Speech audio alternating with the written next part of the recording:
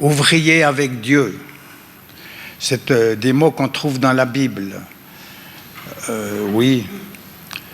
Ou bien collaborateur de Dieu, etc. Parce qu'on n'est jamais seul. Ouvrier au singulier, au pluriel, mais nous collaborons, nous travaillons avec d'autres. Et surtout, lui travaille avec nous. Ça va dans les deux sens. Un texte que je trouvais bien à lire pour rentrer en matière, c'était... Je vais peut-être mettre un peu plus plat, voilà. C'était dans 1 Corinthiens 3, chapitre 3. C'est Paul qui dit « Car nous sommes ouvriers avec Dieu ». Voilà, il s'adresse aux Corinthiens, et voilà ce qu'il leur dit.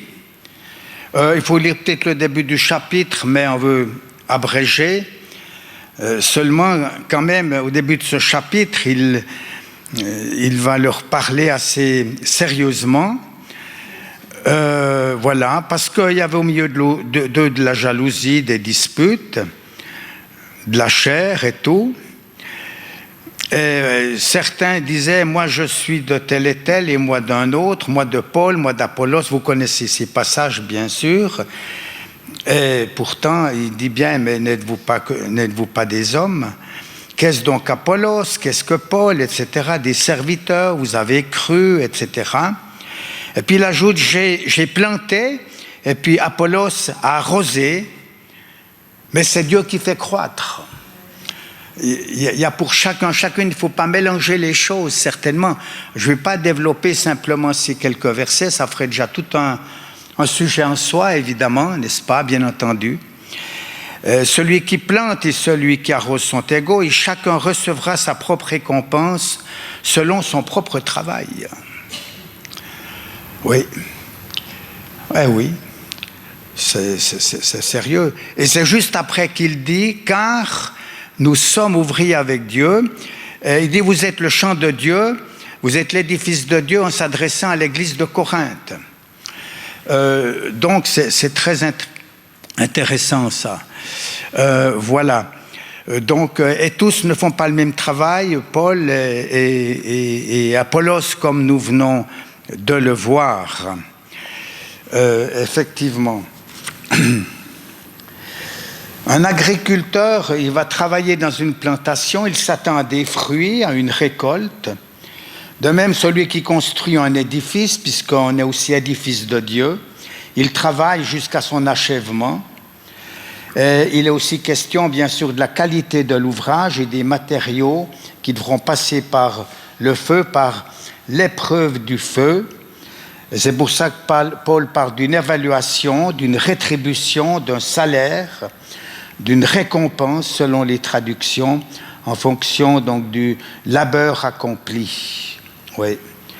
Mais il ne s'agit pas seulement de nos activités, mais aussi des divers domaines de nos vies, par exemple nos attitudes, notre caractère, non seulement le faire, mais également l'être. Et en fin de compte, je pense qu'on devrait davantage mettre l'accent, en tout cas dans un premier temps, sur l'être, que le faire. Le faire sera influencé certainement par ce que nous sommes, ou je dirais ce que nous sommes en devenir, parce qu'on est constamment en chemin, c'est bien clair. Et ceci, je pense, de plus en plus jusqu'à notre dernier souffle. Alors voilà, c'est un petit peu le début, l'entrée en matière, si vous voulez. Donc, mais en tout cas, c'était des ouvriers, dans Éphésiens, on connaît assez bien ce passage, on le connaît peut-être même par cœur. Qu'est-ce qu'il a dit, Éphésiens 2:8? C'est par la grâce que nous sommes sauvés par le moyen de la foi, et cela ne vient pas de nous, ce n'est point par les œuvres, afin que personne ne se glorifie, et aucune de nos œuvres d'ailleurs nous permettrait d'accéder au salut. On n'aura jamais le niveau, ça c'est bien clair, et c'est bien pour ça qu'il fallait que le Seigneur y vienne. Une des raisons, disons. Voilà, c'est clair. Éphésiens 2, 8. C'est un passage magnifique et je crois qu'au travers de ce qu'on a vécu dans le repas du Seigneur, eh bien, nous avons encore réalisé, je l'espère, sa grâce, son amour, au moyen de la foi. Voilà. Ce n'est point par les œuvres pour que personne ne se glorifie. Et alors, le verset suivant, ça nous amène à un cran plus loin, pour pas dire davantage, verset 10. Car nous sommes son ouvrage, ayant été créés en Jésus-Christ pour de bonnes œuvres. Ah là là. Donc pour un travail, quelque chose à faire, pour de bonnes œuvres que Dieu a préparées d'avance afin que nous les pratiquions. Chacune de nos vies, de nos destinées est déjà écrite avant même notre naissance, de toute éternité, je le crois. Dieu connaît toutes choses. Amen. Voyez. Mais c'est magnifique, cela. Alors, bien sûr, il faut tout d'abord être sauvé. Pour rentrer dans cette dimension-là, nous sommes bien d'accord, bien entendu. Ça, c'est sûr, quoi. Au verset 11... C'est pourquoi vous, autrefois païens dans la chair, incirconcis, qu'on appelle circoncis, etc. Voilà, donc après il y a toute la suite de ce chapitre, mais on va le laisser en quelque sorte. Ouais. Il faut bien qu'on réalise toujours, je sais, que vous le savez, n'est-ce pas, mais je lisais récemment un texte dans une méditation, justement, où nous nous imaginons parfois que le jour de notre conversion, que toute notre vie va changer. Le jour de notre conversion. Quelque part, c'est pas faux, n'est-ce pas? Nous sommes des born again, des gens nés de nouveau, mais la naissance n'est que le début. Il faut une naissance pour qu'il y ait la vie qui vienne, mais après, il y a toute la suite. Et nous sommes délivrés de nos péchés parce que nous avons accepté Jésus comme sauveur. Nous rejoignons une église locale. On lit la Bible, on prie chaque jour. Et nous allons peu à peu découvrir notre destinée telle que Dieu l'a prévue. Ensuite, le reste du voyage consistera à suivre un chemin déjà tout tracé. Mais en fait, dans l'expérience, ça nous montre qu'il y a beaucoup de bifurcation, de changement et tout. Finalement, cette vie avec Jésus, elle est passionnante. On n'a jamais fini. On ne sait pas forcément jusqu'où ça ira. Comme il est dit, le juste vivra par la foi. Il est même dit plutôt, plus précisément, par sa foi. La foi devient quelque chose de très personnel. Ça, c'est un texte qu'on trouve donc déjà dans le Premier Testament. C'est Habakkuk, chapitre 2, je crois, verset 8. Donc Jésus nous appelle à aimer Dieu avant tout, notre Père, etc., à faire des disciples, etc. La vie chrétienne consiste à cheminer avec Dieu. Avant d'aller vers les autres, notre rôle principal est d'aller vers Dieu. Et oui, etc. La première partie de notre mission en tant que disciples de Jésus, c'est d'approfondir notre relation avec Dieu. Tout ça, c'est très fort. Et c'est peut-être un peu de la répétition, mais on a besoin de l'entendre. Nous avons hérité de certaines gènes de nos parents, de la société dans laquelle on évolue, etc. Mais désormais, c'est au tour du Saint-Esprit de nous renouveler, je dirais presque constamment, afin que nous ressemblions de plus en plus à Jésus. Comme il est dit dans Romains 8, un des buts de notre vie, c'est qu'il veut nous rendre semblables à Jésus. Un jour, je priais en fin d'année, en pensant à l'année suivante, ça faisait déjà quelque temps en arrière. Qu'est-ce que, Seigneur, tu veux que je fasse, etc., que nous fassions pour la suite, les temps à venir? Je m'attendais à un petit listing, quelques paroles, quelques points, surtout de choses à faire. Il m'a très clairement répondu, devenir semblable à l'image de son Fils. Être rendu semblable à l'image de son Fils. C'est fabuleux ça, vous êtes d'accord avec ça? Amen. C'est vraiment important. Ouais, c'est ça. Bref, notre caractère a davantage d'importance que notre onction ou nos talents. Quelqu'un a dit que notre onction peut sortir d'un micro-ondes, mais notre caractère s'élaborera lentement comme en mijotant dans une cocotte. C'est une façon de dire les choses, voilà, c'est intéressant, mais je peux assez adhérer à ces idées-là. L'être est plus important que le faire, voilà. Donc, c'est un peu dans ce contexte-là aussi que les choses devraient davantage se passer. Et là, on reste quelque part dans le travail que le Seigneur veut bien nous confier à chacun d'entre nous. Mais nous voyons aussi que souvent, le Seigneur, il nous invite à travailler avec d'autres. Les premiers disciples, vous savez qu'il les envoyait 2 à 2. Il y avait certainement beaucoup de raisons, on pourrait en parler dans un petit bout de temps, n'est-ce pas, etc. Les équipes, vous savez ce que c'est, dans le travail, dans les églises, les groupes et tout ça, ça a de l'importance. Nous sommes vraiment un peuple aussi et un corps, vraiment. Le premier jour de cette année, le Seigneur m'a dit, entre autres, c'est Dieu qui produit en nous le vouloir et le faire. C'est lui qui produit en nous le vouloir et le faire. Ça m'a fait beaucoup de bien. Ça me rassure, ça me décharge. Il faut le laisser faire, il faut le laisser agir. Bien sûr, dans la mesure où nous sommes accueillants à lui, à son action, de plus en plus disponibles, n'est-ce pas? Faire beaucoup de lâcher prise peut-être et le laisser faire. C'est Dieu qui produit en nous le vouloir et le faire. Ça, c'est le verset 13 de Philippiens 2, si vous voulez. Alors, je l'ai encore relu en me préparant, et puis j'ai encore fait des découvertes. Parce qu'il faut toujours, oui, très souvent, pourquoi, mais presque toujours, voir le contexte quand on lit. Et je découvrais vraiment le contexte en relisant ça, où juste avant, Paul dit « Mettez en œuvre votre salut avec crainte et tremblement. » C'est fort. Puis après, il y a ce que je vous dis, il va produire en nous le vouloir et le faire. Et puis un peu plus loin, en tout cas ça m'a parlé personnellement, les versets 14 et 16 qui suivent, je vous les lis tout simplement. Donc, alors, il produit en nous le vouloir et le faire, ou l'action selon son bon plaisir. Tout de suite après, faites toutes choses sans murmure,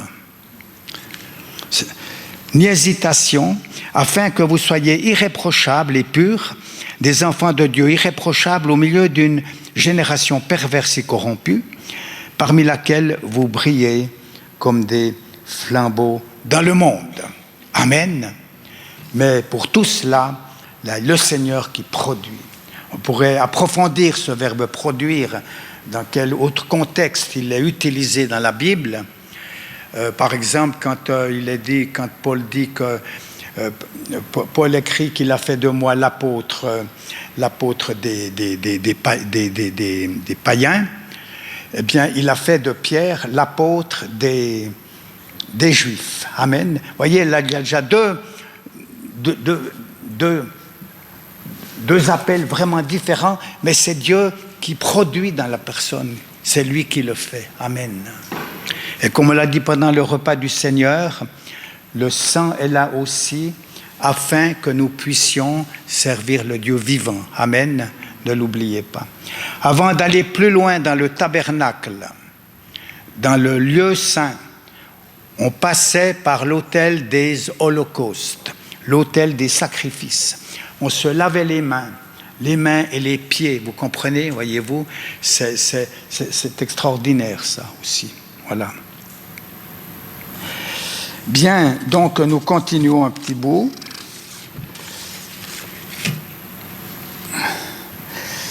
Par exemple, nous connaissons bien la parabole des talents. Peut-être qu'on veut peut-être pas les lire. C'est une parabole que le Seigneur utilise, d'ailleurs peu de temps avant de quitter ses disciples, n'est-ce pas, plutôt vers la fin de l'Évangile, puisqu'on trouve un des textes dans Matthieu 25. À un, il confie 5 talents, à l'autre, un autre, je crois que c'est 3, et puis un pour le dernier, n'est-ce pas? Alors après, il y en a 2 qui reviennent, celui qui a les 5 talents, et le Seigneur dit à celui qui a les 5 talents, donc il a travaillé en quelque sorte, n'est-ce pas? Il a rapporté, Dieu est en quelque sorte l'intendant, si on veut bien, n'est-ce pas? Mais c'est eux qui font rapporter cet argent, qui portent un fruit en quelque sorte. Eh bien, il leur dit à celui des 5 talents, c'est bien, bon et fidèle serviteur, tu as été fidèle en peu de choses, je te confierai beaucoup. Amen. Voilà, il y a un retour là aussi, c'est clair, le fruit de notre travail. Et pour celui qui a remis 2 talents, il avait reçu 2 talents, il a remis 2 talents, eh bien, il dit, j'en ai gagné 2 autres. Et le Seigneur lui dit exactement la même chose, c'est bien, bon et fidèle serviteur, car tu étais fidèle en peu de choses, et je vais te confier beaucoup. Amen. Est-ce que nous réalisons la disproportion qu'il y a entre ce que nous faisons et ce que le Seigneur nous donne en retour? C'est fabuleux.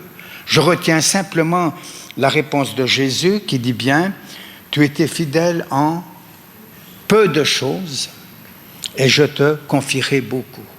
Il n'y a que celui qui n'a pas fait rapporter son talent, qui l'a mis dans la terre, qui a une toute autre destination. Vous pouvez relire l'évangile de Matthieu.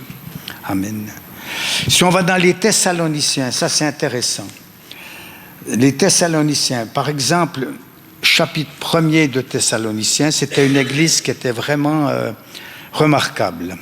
Elle avait un témoignage qui rayonnait dans le monde entier, est-il dit. C'est fabuleux quand même.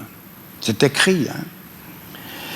Alors, qu'est-ce que Paul leur dit après la présentation? Il y a donc Paul, il y a Sylvain, il y a Timothée, etc., à l'église des Thessaloniques. Il ne dit pas « je continuellement rends grâce à Dieu ». Nous rendons continuellement grâce à Dieu pour vous tous, faisant mention de vous dans nos prières. Nous rappelons sans cesse l'œuvre de votre foi. L'œuvre de votre foi. Vous voyez, ce n'est pas seulement faire des choses, mais il est question de l'œuvre de votre foi. Il y a un travail qui va vraiment susciter la foi, qui va communiquer la foi, qui va la transmettre. Et cette dimension spirituelle a toute son importance, mais il appelle ça l'œuvre de votre foi, de votre marche avec Dieu. Alléluia. C'est quelque chose d'extraordinaire. Et l'œuvre de votre foi, et ensuite le travail de votre amour, c'est un travail, et la fermeté de votre espérance en notre Seigneur Jésus, devant Dieu, notre Père. Ah, quel témoignage ils ont, quoi. Quand vous trouvez le mot « œuvre », on peut parler des bonnes œuvres, et des fois, on est vite dans des... Comment dire ça? Un arrière-plan négatif, quoi. N'est-ce pas? Non. Et on est appelé à faire des bonnes œuvres. Amen. Vraiment. Le salut est gratuit, mais toute la suite s'enchaîne. Œuvre, ça veut dire quelque part travailler. C'est une action, c'est une tâche, c'est faire, c'est des actes, c'est un ouvrage.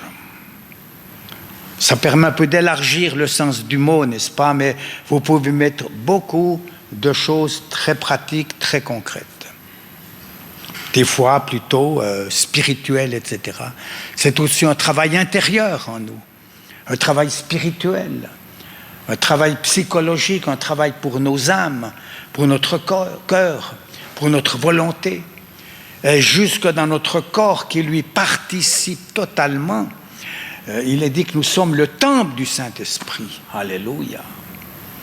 Qu'on ne s'appartient même plus, mais que nous appartenons au Seigneur. Nous sommes la propriété du Seigneur. Oh là là là là, c'est magnifique tout ça.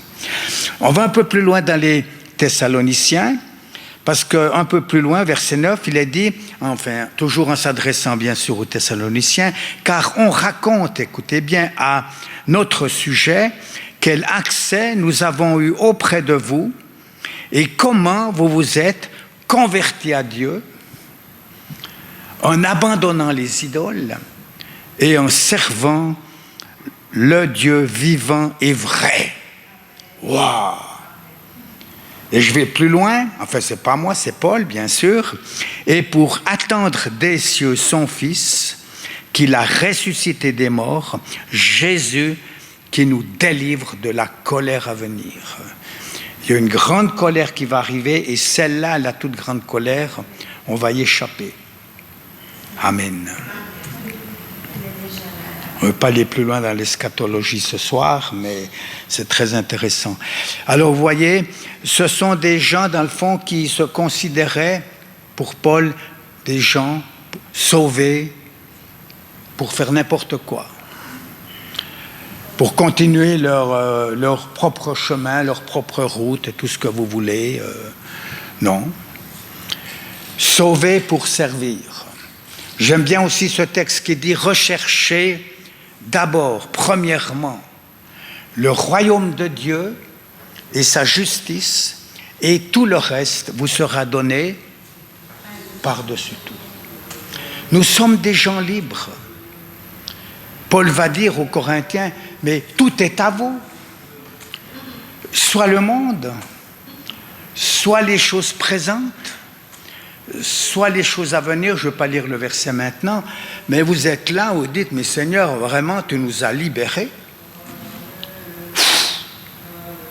Alors, d'abord le royaume, et après le Seigneur peut nous donner toutes sortes de choses. Et c'est un peu ce qu'on constate quand même, ou quand je dis un peu, je dois dire davantage. Réellement, finalement, je l'espère. En tout cas, on le découvre de plus en plus. Amen. C'est pas merveilleux la vie avec le Seigneur? Mais il faut mettre les choses dans le bon ordre. Son royaume.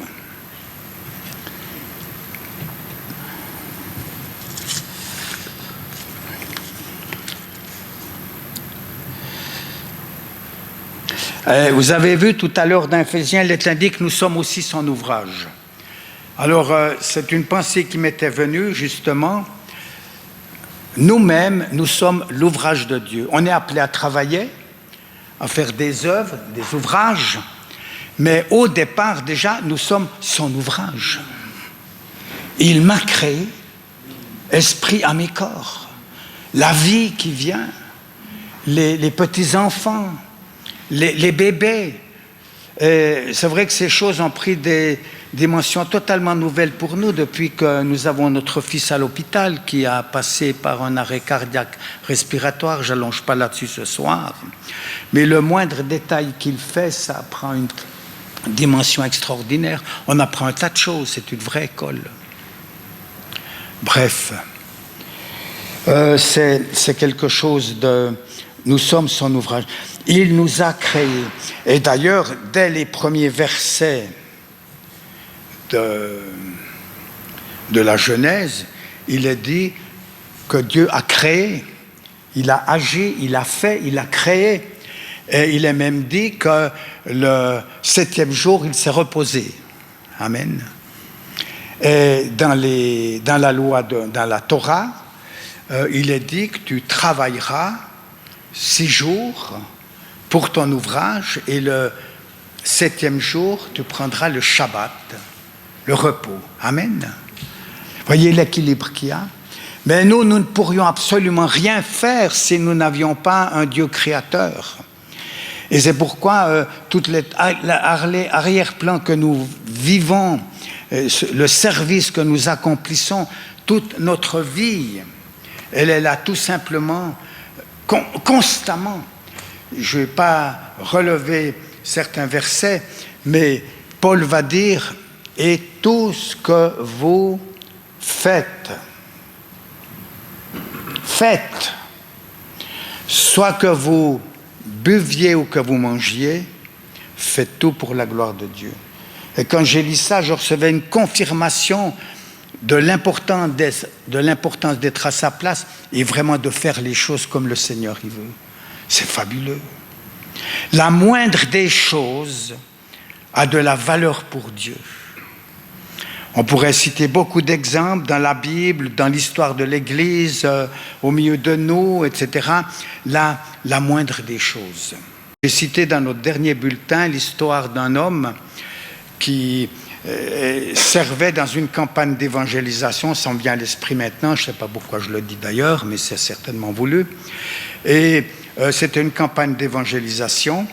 Et puis dans le fond, il était là à l'accueil.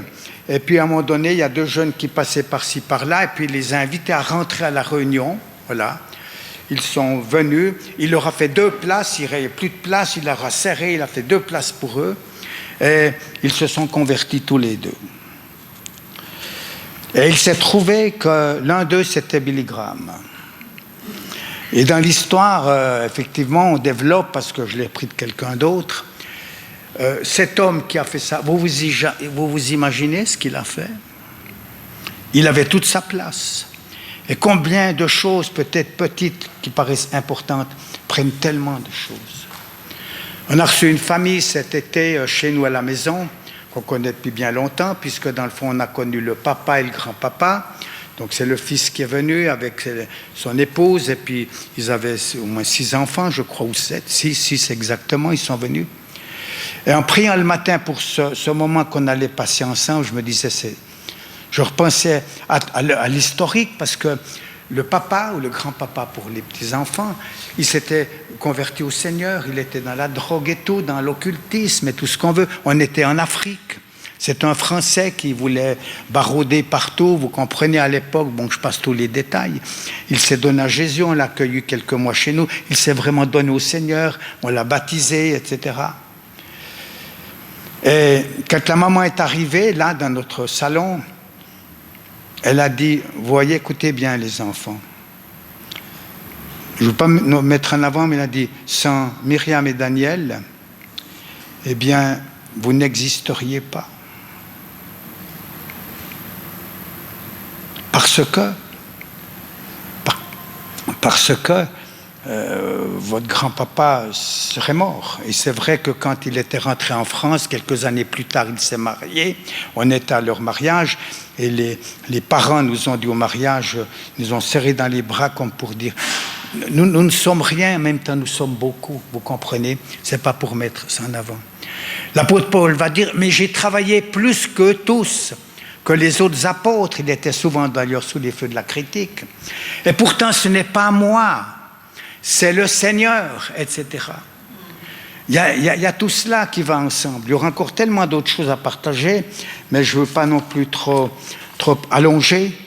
Nous pourrions prendre l'exemple des disciples qui ont été appelés, bien sûr, et je ferai de vous des pêcheurs d'hommes, etc. Il y a tout ça. Il y a Saul de Tarse sur le chemin de Damas, n'est-ce pas? On connaît son histoire. Et à un moment donné, dans cette conversion, acte 9, eh bien, il va dire, mais qui es-tu, Seigneur?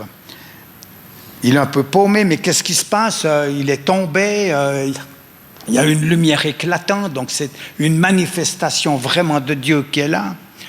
Et je suis Jésus que tu persécutes, etc. Il est bouleversé. Et qu'est-ce qu'il dit, lui, après? Qui es-tu, Seigneur? Oui, ben, il savait que c'était Jésus. Il lui dit, que veux-tu que je fasse? Alors, il avait une vie religieuse bien remplie. Il connaissait toute la Torah, il était pharisien, fils de pharisien, etc. Enfin, il y avait tout ça. Et voilà que cet homme a été complètement transformé. Et il est devenu ce qu'il a été, vraiment ce qu'il a été, est vraiment inestimable pour nous quand on voit tous les textes que nous avons. Alléluia. Voilà, je vois que le temps passe et on ne veut pas trop allonger. Pour notre propre mariage, ça m'était venu à l'esprit aussi. Paul, à la fin de son épître, fait des salutations pour différentes personnes, etc. Et puis tout d'un coup, il parle aussi de saluer Priscille et Aquilas, compagnons d'œuvre en Jésus-Christ. Amen. Et je bénis Dieu, c'est relié à notre mariage, puisque le pasteur avait prêché justement sur ce verset, comme si on était un petit peu Priscille et Aquilas. Allez, voilà, je bénis Dieu pour toute la vie qu'on a eue jusqu'à maintenant ensemble, mais dans notre Bible de mariage, c'est marqué « compagnons d'œuvre en Jésus-Christ », avec d'autres bien sûr. Amen. Fin de l'Épître aux Romains. Alors Dieu fait des équipes, que Dieu nous bénisse, que Dieu nous conduise, mais je ne peux pas m'empêcher quand même de lire dans l'Évangile de Marc. Vous le savez déjà, mais c'est tellement important, même par rapport à tout ce que je viens de dire maintenant. Marc, c'est les dernières paroles de l'Évangile de Marc. Les dernières paroles.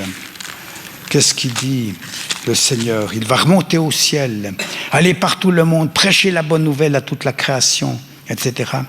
Voici les miracles qui accompagneront ceux qui auront cru. En mon nom, ils chasseront les démons. Ils parleront de nouvelles langues. Ils saisiront des serpents. S'ils boivent quelques breuvages mortels, il ne leur fera point de mal. Ils imposeront les mains aux malades et les malades seront guéris. Et puis le verset 19. Le Seigneur, après leur avoir ainsi parlé, fut enlevé au ciel et il s'assit à la droite de Dieu. Et encore, et ils allèrent partout prêcher. Et voilà surtout le verset dans le contexte. Le Seigneur travaillait avec eux. Alors bien sûr, il travaille pour lui, eux, les disciples, les apôtres. Mais ici, nous voyons qu'il les a quittés, il est au ciel, il est assis à la droite de Dieu. Et pourtant, il travaille avec eux. Il aurait dit, il faut que je m'en aille. Si je ne m'en vais pas, je ne vais pas envoyer le Saint-Esprit. Et vous êtes avantageux. Et puisque je m'en vais, vous pourrez aussi faire les œuvres que je fais. Et même de plus grandes. Pourquoi? Parce que nous sommes meilleurs que le Seigneur? Non, parce que je m'en vais au Père. Je ne comprends encore pas très bien cela, mais il y a quelque chose de très fort là derrière, parce que je m'en vais au Père. Alléluia. C'est des promesses pour nous aujourd'hui, elles n'ont pas changé. Lorsque Luc, et alors ensuite il a dit encore, le Seigneur travaillait avec eux et confirmait la parole par les miracles qui l'accompagnaient. Quelle dimension spirituelle! Personnellement, je crois que nous avons encore à avancer dans ces choses.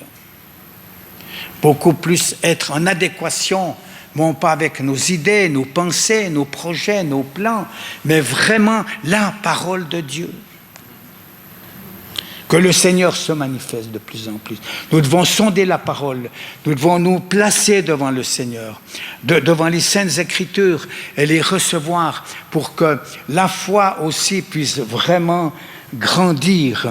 Vraiment, je crois que ça c'est quelque chose qui est très important pour ressembler aussi de plus en plus à Jésus dans nos caractères, bien sûr, dans notre vie intérieure, mais aussi pour faire ce qu'il a fait. D'ailleurs, l'apôtre Jean va dire, qu'est-ce qu'il va dire? Nous devons marcher comme il a marché. Jésus allait de lieu en lieu faisant du bien, guérissant et délivrant tous ceux qui étaient sous l'empire du mal. L'apôtre Paul, on voit, il est en train de guérir un homme aîné. Il ne pouvait pas marcher, etc. Mais le Seigneur, il l'a guéri. Parce que Paul a vu que, comment il est écrit, Paul, voyant la foi de cet homme, il a vu qu'il pourrait être guéri. Il a vu qu'il pourrait être guéri, qu'il avait la foi. C'est intéressant la question de la foi. La foi, je suis en train de lire un ouvrage. Comment est-ce que la foi vient? La foi vient de ce qu'on entend, et ce qu'on entend vient de la parole de Dieu. Continuons d'annoncer la parole, continuons de lire la parole, que nous puissions de plus en plus en être totalement imprégnés. Oui, donc en lisant la parole, en proclamant la parole, aussi au travers de la prédication de la parole, en écoutant des messages, en écoutant des ministères, en écoutant des serviteurs de Dieu, etc. C'est une deuxième possibilité. Il y a aussi le témoignage. Le témoignage, si nous entendons des témoignages de guérison, par exemple, eh bien, ça va augmenter la foi, etc., etc. Et c'est pourquoi, quand nous vivons une expérience avec Jésus, je pense que nous devons en témoigner. Avec sagesse.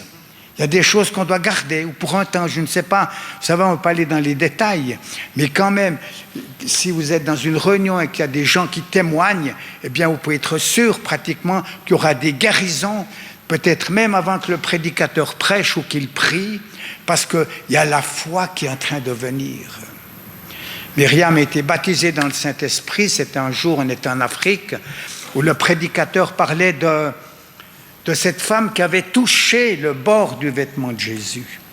Et elle avait la foi et elle était dans une période où elle était à la recherche de ce don du Saint-Esprit, de ce baptême dans le Saint-Esprit. Ça a suscité la foi en elle. Et le même jour, le même soir, elle pouvait vraiment recevoir. Elle était visitée par le Saint-Esprit. C'est vrai pour les guérisons, c'est vrai pour les délivrances, c'est vrai pour toutes les bénédictions que Dieu veut nous donner. C'est aussi, par le témoignage, tout ce que nous sommes en train de vivre et d'expérimenter, petit à petit, c'est comme une école qui est là et nous apprenons, en fait, par l'expérience, voyez, par l'expérimentation, peut-être même parfois avec des hauts et des bas, etc. Mais nous devons grandir simplement, là aussi, en œuvrant et en travaillant. Que le nom du Seigneur soit béni. Et puis, bien sûr, par l'environnement. Dans l'église primitive, le jour qu'ils ont prié, qu'ils étaient tous ensemble, il est dit que le lieu où ils étaient réunis, il a tremblé. Voyez les effets? Il y avait certainement une présence, une puissance de Dieu manifeste qui était là. Nous sentons bien nous-mêmes aussi dans l'esprit quand le Seigneur est là. Et là, les guérisons peuvent se faire comme si de rien n'était, tellement que la présence du Seigneur est là. Et nous avons besoin aussi de grandir dans ces choses. Je crois que nous le vivons déjà, mais nous devons grandir. Nous passons trop vite à autre chose. Nous ne passons pas assez de temps devant la face du Seigneur. On ne peut pas être dans du va-vite ici, c'est pas ça. Alors que le Seigneur nous accorde la grâce de pouvoir avancer de plus en plus dans ces choses. Vous avez des exemples dans la Bible où, par exemple, Jésus a touché des gens, ils ont été guéris. D'autres fois, c'est la femme qui a touché Jésus. Et ce qui est dingue, c'est qu'il y a une force qui est sortie de lui. Jésus ne s'était même pas rendu compte qu'il le touchait. Vous voyez? Il y a toutes les possibilités. Alors je voudrais que nous puissions nous arrêter là quelques instants, nous placer devant le Seigneur, quelques instants si vous voulez bien, et nous laisser encore toucher par lui. Amen. Que nous puissions dire, me voici Seigneur, je me donne à toi, je m'engage à toi, même pas pour obtenir quelque chose, mais simplement par amour, il s'est donné pour nous, donc nous aussi, nous nous donnons pour lui, afin que effectivement, que nous puissions, afin que ceux qui croient, eh bien, puissent aussi avancer dans cette direction-là. Nous te remercions, Seigneur, fais de nous tes ouvriers, tes ouvrières, tes compagnons d'œuvre. Nous croyons que nous le sommes déjà, mais que nous puissions grandir dans toutes ces choses. Au nom de Jésus, nous t'en prions et nous voulons aussi vraiment t'en remercier. Merci Seigneur.